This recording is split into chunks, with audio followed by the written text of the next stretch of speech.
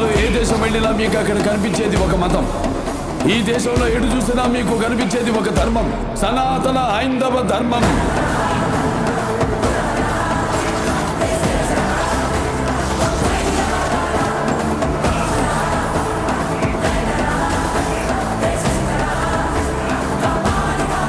దేశం జోలికి వస్తే మీరు దండిస్తారు, దైవం జోలికి వస్తే మేము ఖండిస్తాం.